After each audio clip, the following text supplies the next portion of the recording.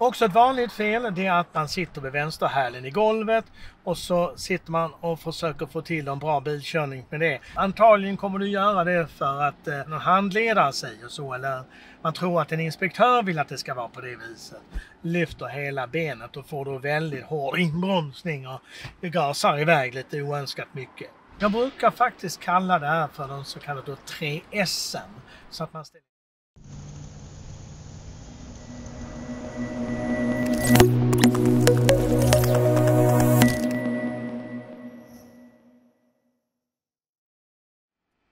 Hej och välkomna till Trafikskolan. Vi ska ta en första lektion. Du kommer få sitta bakom ratten, men först en del små saker vi ska gå igenom. Först och främst väldigt viktigt är att du har en plan. Plan i din körkortsutbildning. Att du har en medvetenhet om att det inte bara handlar om att köra bil utan faktiskt också en hel del teori. För du måste ju veta vad som är rätt och fel i trafiken. Även om det inte finns skyltar, anvisningar som berättar det, så måste du veta det ändå som en allmänbildning. Första körlektionen då. Ja, vad kikar vi då på? Ja, då är det ju att få till en bra sittställning. Sittställning är oerhört viktig eftersom det kan leda till att du faktiskt blir fysiskt trött och utmattad av att köra bil. Så att sittställningen kommer att vara väldigt avgörande för din framtida körning. Och då är det så här att vi sitter nu i en automatväxlad bil. Men om jag skulle visa lite grann som det skulle kunna vara en manuellt växlad bil, så är det helt enkelt att du har ju då 3 pedaler istället för här då 2. 3 pedaler, då betyder att du har ju koppling, broms, gas räknat sett från vänster och höger ut. Och då är det så att när du jobbar med då kopplingen, vilket då inte denna bilen har eftersom den är automat, då är det viktigt att den här kopplingens pedalen är i botten. Att när du har ställt in stolen i längsled, alltså i det här hållet framåt bakåt led, så är det viktigt att när kopplingen är i botten att vänsterbenet inte blir liksom fullt utsträckt utan sittandes med liksom att du sitter ordentligt in med ryggslutet in mot stolen. Så när du trycker ner kopplingen i botten, då får inte benet bli helt rakt. Motiveringen till det är att det antagligen är en sådan sittposition du kommer att ta i en paniksituation. Till exempel om det händer något väldigt oönskat där framme och du behöver tvärnita eller rent av är med om en krock. Och då är det så att om du sitter med vänsterbenet helt rakt i en sån situation, då är det stor risk att du kommer att skada benet och i sig. Sitter du med lite lätt böjt ben när du har fullt utsträckt, alltså kopplingen i botten, då har benet så att säga möjlighet att fjädra eller ge med sig, eller knät då har möjlighet att ge med sig. Också ett vanligt fel det är att när man just kör manuell, att man sitter med vänsterhälen i golvet och så sitter man och försöker få till en bra bilkörning med det. Till sist kommer man att märka, men jag sitter ju faktiskt med hålfoten, alltså mitt under foten med pedalen. Och det är ju verkligen en väldigt oskön upplevelse. Så därför kommer, när du jobbar med kopplingspedalen på en manuellt växlad bil, vänsterbenet att jobba alltså i luften, alltså inte med vänsterhälen i golvet. Tittar vi på gas och broms, det är där då högerfoten. Notera att jag säger att med kopplingen på manuellt växlad bil jobbar du med vänsterbenet. Jobbar du med gasbroms, vilket du gör med oavsett i manuell eller automat, så är det en högerfotsrörelse. Det vill säga att försöka hitta någonstans på golvet där din högerhäl gillar att vara. Så den kan byta mellan gas och broms på ett skönt och bekvämt sätt. Väldigt vanligt att det är att elever lyfter hela benet och får då väldigt hård inbromsning och gasar iväg lite oönskat mycket.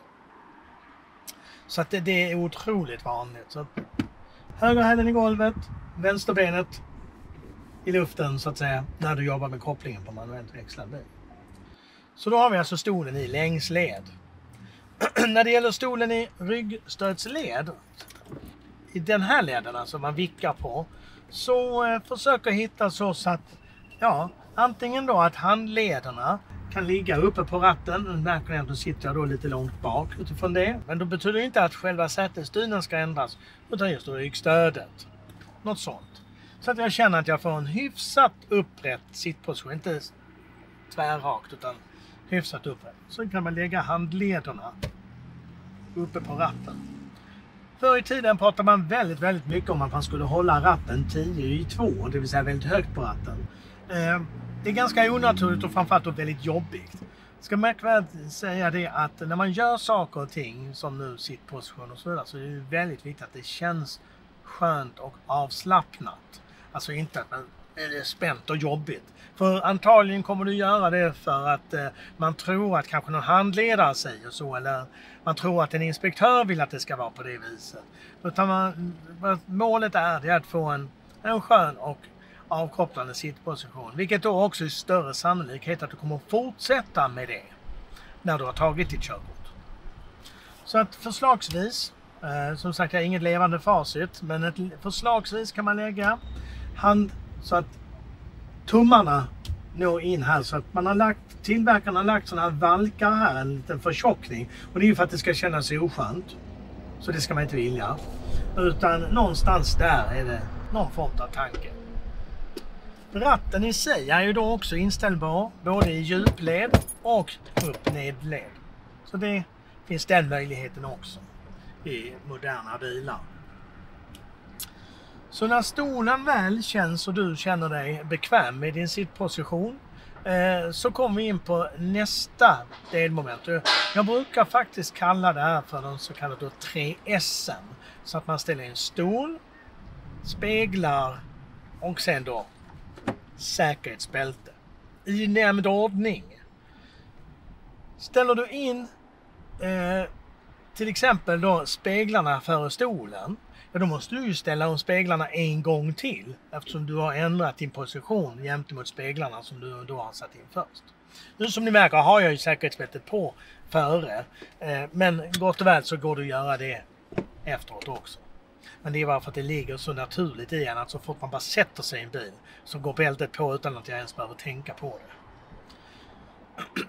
Så speglar då är det så att speglarna är en rätt spännande historia egentligen.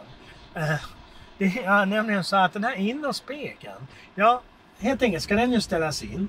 Man tar ett ganska ordentligt tag runt själva spegelhuset och sen så ska du kunna se lite grann av tak, alltså innertaket upp till i spegeln. Och sen då i sidled, alltså i den ledden, så symmetriskt i mitten som möjligt helt enkelt. Att man ställer upp det så, liksom, så att man ser in och taket, det är för att den här spegeln, den har en lite speciell funktion i sig.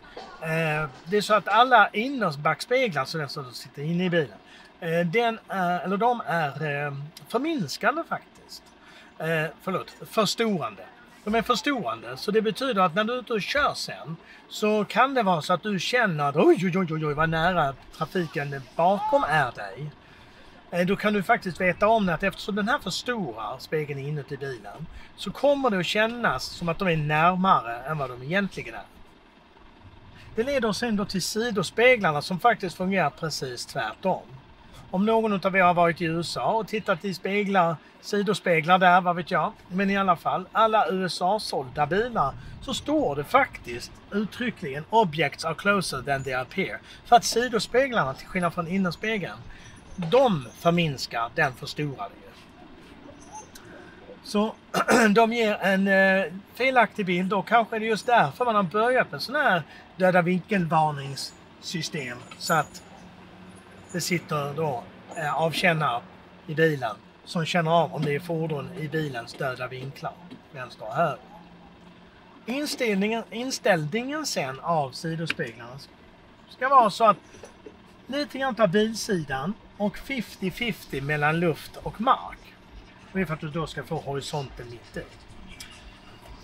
Sen vet jag om man kan också säga, men det är beroende på lite grann bildesign, om det är en cabriolet coupé då, cabriolet coupé, eller om det är en kombi sedan eller något i den stilen, så kan det spela en viss roll om man säger så här att de främre dörrhandtagen ska vara precis innerkant av sidospeglarna.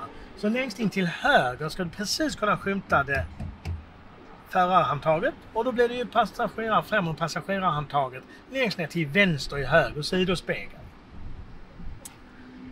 Om det exakt kommer att funka klockrent i den bil du kommer att sitta i, det får man ta det från situation till, eller från bil till bil. Men annars är det givet då lite grann ta bilsidan. Varför ska man ha lite koll på bilsidan? Jo, det hänger ihop med det enkla faktum att när du kollar i speglarna måste du veta vad du själv är i förhållande till de som är i spegeln.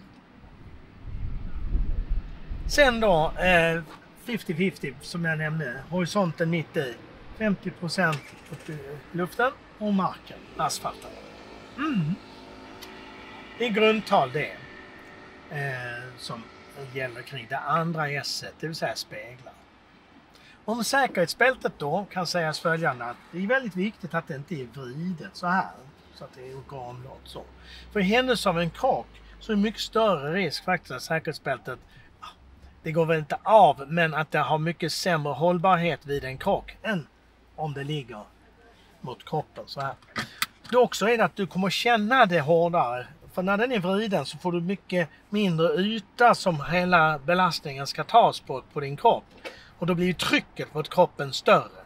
Ligger bältet platt fint mot kroppen, då kommer ju större yta att kunna ta upp krockkrafterna, och du kommer att känna mindre tryck mot din kropp i händelse av en krock. Hoppas att det var förståeligt. Vintern, ja det kanske är vinter när du tittar på det här, eller kommer att bli, gud vet vad. Vinter kommer du råka ut för, då kommer du ju sitta antagligen med en stor vinterjacka. Det är ju väldigt viktigt när du sitter med vinterjackan att inte bältet liksom går runt om den där jackan. För det är nämligen så här att moderna bilar har inte bara säkerhetsbälte, utan man har faktiskt också bältesförsträckare, vilket innebär att det här bältet i händelse av krock med viss krockkraft kommer att dra åt helt automatiskt i mekanismen här uppe. Så det betyder alltså att om du sitter nu, och det gäller oavsett om du har bältesförsträckare som det heter då, eller inte, så under inga omständigheter ska du sitta och ha en dunjacka här mellan dig och bältet. För vad händer i en krock? Jo, den kommer ju då, om man nu har det, dra åt, men det kommer ändå sitta så löst, och din kropp kan slungas och röra sig i förhållande till bältet på ett annat sätt. Än om du, när du sätter dig på vintern, sätter dig som vanligt öppen jacka, sätter på dig bältet, sen kan du låta jackan omsvepa bältet. Då sitter du oerhört mycket mer stabilt. Och inte kan så att säga röra dig i förhållande till bältet. Det är väldigt viktigt. Så att det var lite grann om en början, en absolut första start. Och nu har vi då gått igenom stolsinställning, och då är det framförallt utifrån pedalstället, eller ja, pedalerna man har där nere. Ratten lika så. Och sen så speglarna efter det. Och sist då, inte minst viktigt, säkerhetsbältet. Lycka till!